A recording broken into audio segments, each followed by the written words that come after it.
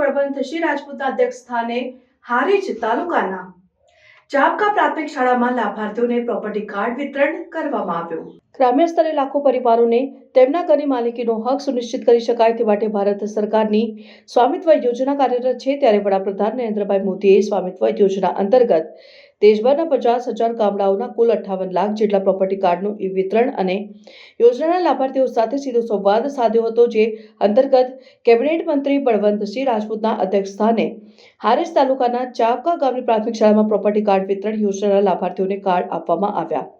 કાર્યક્રમના અંતે પ્રધાનમંત્રી મોદીના વિઝન અને મુખ્યમંત્રી ભૂપેન્દ્રભાઈ પટેલના મિશન એક પેડ માટે मां के नाम अभियान अंतर्गत वृक्षारोपण कार्यक्रम योजायो। स्वामित्व योजना हेठळ ड्रोन टेक्नोलॉजीનો ઉપયોગ કરીને ગામડાઓના નકશા બનાવવામાં આવે છે અને દરેક ઘરની માલિકી નક્કી કરવામાં આવે છે। ત્યારબાદ મિલકત ધારકોને એક કાનૂની દસ્તાવેજ અપાય છે જેને પ્રોપર્ટી કાર્ડ અથવા માલિકીનો દસ્તાવેજ કહેવાય છે। આ પ્રસંગે જિલ્લા પંચાયતના અધ્યક્ષ હેતલબેન ઠાકોર, રાધનપુર ધારાસભ્ય લવિંગજી ઠાકોર, પૂર્વ કેબિનેટ મંત્રી દિલીપજી ઠાકોર, જિલ્લા કલેક્ટર અરવિંદ વિજયન, जिला विकास अधिकारी BM प्रजापति, संगठनના હોદ્દેદારો ડોક્ટર દશરથજી ઠાકોર, ભાવેશભાઈ પંચાલ, ગામના સ્થાનિક આગેવાનોની મોટી સંખ્યામાં ગામના લોકો ઉપસ્થિત રહ્યા હતા।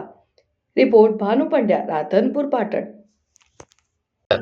આજનો દિવસ આપણા સૌ માટે એક આનંદનો દિવસ છે, એટલા માટે કે આદરણીય પ્રધાનમંત્રી નરેન્દ્રભાઈ મોદી સાહેબે સ્વામિત્વ યોજના આજે બીજા તબક્કાની અંદર એમ કહી શકાય કે 56 લાખથી વધારે પ્રોપર્ટી કાર્ડ અને કરોડો લોકોને એનો ફાયદો થયો।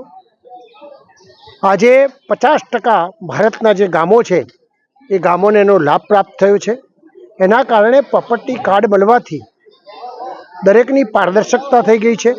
વર્ષોથી લોકોને એમ હતું કે મારી પાસે કાર્ડ નથી, એ કાર્ડ પૂર્ણ થયું છે અને કાર્ડ આપવાથી પણ ઘણા બધા લાભાર્થીઓને આપણે જોયું કે બેંકની લોન મળવી, એની પ્રોપર્ટીની એની પાસે જે ક્ષમતા છે એ ક્ષમતાના અનેક પ્રકારનો ઉપયોગ સારી રીતે કરી શકાય એ પ્રકારની વ્યવસ્થા આ યોજના દ્વારા થાય છે।